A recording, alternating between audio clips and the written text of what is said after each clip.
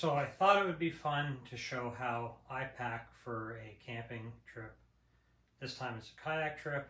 First, I think about things in compartments. So sleeping and living in a shelter is number one. Sleeping bag, which I'll stuff into a tight little stuff sack. My tent, it's a 2-man inflatable mattress. This is a Climate inflatable pillow. If it's getting a bit chillier, it's a silk sleeping bag liner, which allegedly makes you a little bit warmer. That's shelter taken care of.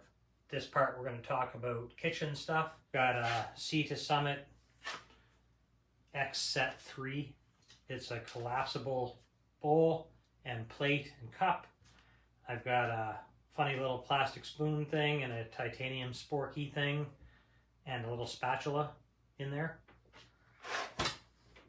For pots and pans and whatnot, I've had this forever, like 25 years. It's probably from MEC that long ago. It's 2 little frying pans, 2 little pots, and inside of it I've got this folds out to like a water carrier kitchen sink kind of affair. A little scrubby, biodegradable soap, and there's little round cutting boards in there.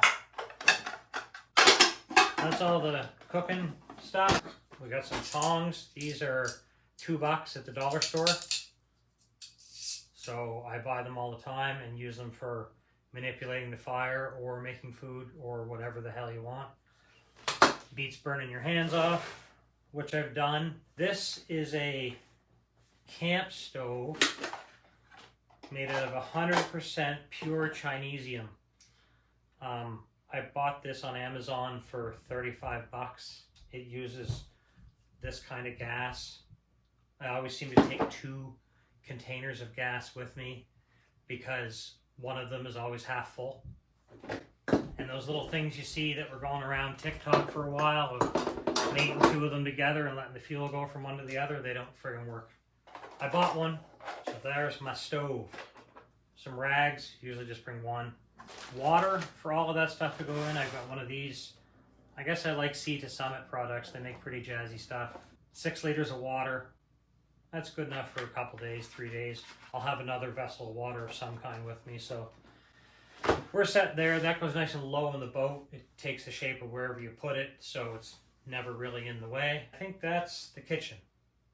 One more thing to go with the kitchen. This is a windscreen, because I didn't think this through. I didn't make a script. We're winging this, folks. Okay, so I guess next we have tools and things, because realistically, with what I've gone through, anybody can spend 2 nights with that. There's millions of people around the world that go with way less than all that fancy shit, right? We're going camping and having fun. We get a place to sleep in and be warm, and we got stuff to make food with. You're pretty much good. These bags here are things I'm likely to use, and I just keep them all together in one dry bag. Toilet paper, a little scoop, plastic bag, self-explanatory. It's for pooping. This is a bag for making all kinds of fire. And there's also some duct tape in there. There's a mirror, a little bit of cord. You don't need hundreds of feet to make paracord, monkey fist, knots in your sleep. You need 10 feet for a clothesline. Something like that. Good enough. This is, we got a deck of cards, strap to hold your glasses on if you need to, some toothpaste and a toothbrush. I'll throw some deodorant in there. And there's a marker, like a Sharpie, and a notepad. That's about it. So that all goes together. And then this is a separate set of stuff that ideally I never have to get out. So we got an emergency light beacon, we got some hand warmers, and one of those tinfoil tent arrangements for hypothermia to get into. This is, they say the best first aid kit you can get is one where you know how everything works inside of it. So if you're not a paramedic, don't pretend you are. This has got a finger splint, some big pieces of gauze, some band-aids, a little bit of tape. That's about it in that one. This one here has got some Benadryl if you get stung, right? It's got some Advil if you're old and creaky. It's got some Imodium if you got the shits. Some Polysporin, you know, that's kind of nice for a cut. There's some tweezers and there's some glucose tablets if you're around a diabetic. Pretty much covered. This stuff, ideally, I never want to have to use, right? Sunscreen and bug dope. Very nice to have. Some of that might go in my deck bag up top, right? This is a camp towel. This is a little lantern from Canadian Tire. It's squishy, which is kind of cool. It's pretty durable. A headlamp with spare batteries. And I take this or that, depending on what season it is and how much light we really need outside. It's October now. It's going to be getting dark at 6:30, 7, something like that. Anyway, so lots of light is good because otherwise the night gets pretty boring, especially right now. We've got a fire ban in Nova Scotia, so no fuego on la playa. Todos los días. This is a chart bag for if you have to navigate for your trip, which is nice when you got a group of people and you want to be able to plan safely, keep them all together. This is kind of a personal thing. It's one of those Buddhist prayer flags that you see up on Everest. I just think it looks cool to hang off the tent. They're pretty and colorful. I call this my axe. It's a 7-inch Ontario Knife Company, really thick ass knife, and you can pawn sticks in half to make kindling or firewood or what have you, or you can use it as a whittling knife. It's a sharp knife, it's just heavy as hell. And this is the old standby, the Agawa Canyon Boreal 21. It's a collapsible saw. A saw is 100 times more useful in the woods than an axe is most times for camping. The axe is very romantic in YouTube videos. People glam up the axe constantly, but a saw will make a shitload more firewood for you than an axe will. With a lot less work, it's lighter. There you have it. Aside from paddling gear and clothing, I think we're covered. You're living in a dry suit most of the time when you're sea kayaking, so you want a nice wicking layer and then some sort of insulation layer depending on the weather. So the first layer takes the sweat away from your body. The second layer insulates you. It lets more air get trapped inside your dry suit. You want to be comfy at camp at night, so you know, a pair of jogging pants and a sweatshirt, and always enough clean underwear and socks to get you through however long you're going. You want your undergarments to be clean. It's a lot more comfortable. Other than that, it's not rocket science. Don't take anything fancy. Maybe take a raincoat. If you're sitting around at night and there's drizzle, that's pretty nice to be dry. Finally, you've got your paddling gear. I don't need to show it to you because it's regular sea kayaking gear. You've got a dry suit. You've got your spray skirt, your PFD, a helmet if you're going to be fucking friggin' around in rocks, and your paddle and whatever bag you want to put up top if you're into that kind of thing. If you like a clear deck, don't put anything up top. I'm not your parents. Do what you like. Well, now we're going to pack some of this stuff up. I'm going to put the first aid stuff that I hope I don't need.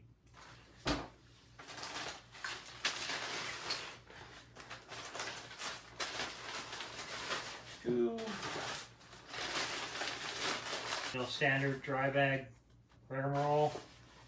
Fold the top over. Squeeze the air out of her. Roll her down. All the common tools. I'm going to oversize the bag a bit so it's easier to root through. Here's a 5 liter. That makes good sense.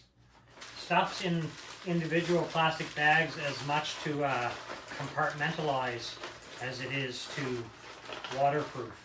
It just makes it easier to dig stuff out and go through stuff when you have it quasi grouped together.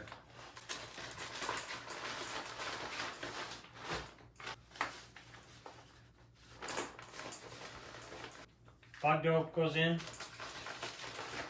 Lights are going to go in. I'm just going to take these two. And Bob's your significant male relative. So I'm just going to squish somewhere in the hold. This too, you want to keep your bog roll handy because it's nice to know where that is. My saw doesn't go in anything. I made this case for it out of Cordura or something like that years ago. And I just shove it way up in the skinny part of the boat. I've got my pillow and my towel and my sleeping pad and my silk liner thing. You see the theme here? It's 8-liter bag.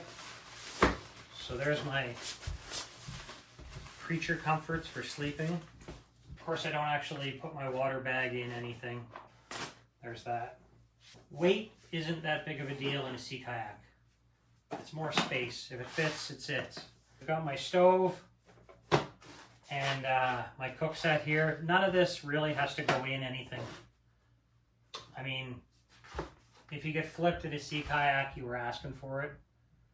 If you're touring, don't go where you're going to get flipped. If this stuff does get wet, I'm not sleeping in my pots. It's not the end of the world. It is nice to compartmentalize things, so I will put them in a bag together. Fuel, stove, knife and tongs. You are up. Forgot my heat shield. That's going to go in here too. It's really become a stove bag, hasn't it? Now I'm just going to show you how small of space everything fits into. One bag. We're going to put all the dry bags in first. Give you an idea.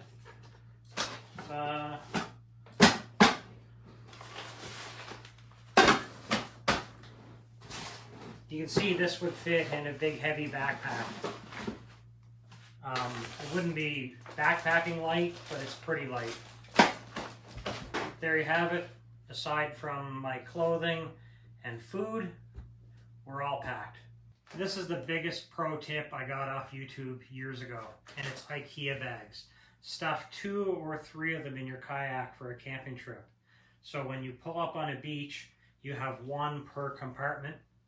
You load all of your gear into the respective IKEA bags, and then you can lug them up to wherever you're going to set your tent up and set them down, and they got nice high sides. Sand doesn't get in them. Take your stuff out, build your camp, tuck these away, or use them in the vestibules on the sides of your tent.